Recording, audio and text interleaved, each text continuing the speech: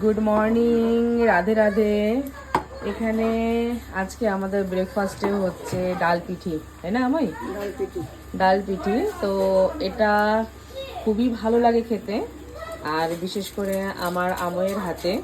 তো অনেক বছর থেকে আমি ডাল পিঠি খাইনি, তো আজকে যাওয়ার দিন আজকে আমিকে বললাম যে আজকে ডাল পিঠি আমাকে বানিয়ে দিতেই হবে। তো আমি আর লেট না করে শুরু করে দিয়েছে এখানে ডাল পিঠি বানানো।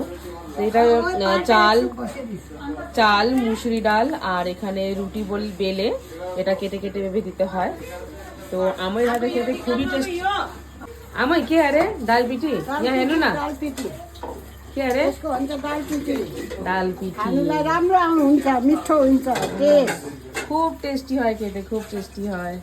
তো আজকে রোববার, আজকে আসার এখানে আমার 8 দিন হয়ে গেল। তো এই ব্রেকফাস্ট খেয়েই আজ সবাই চলে যাব।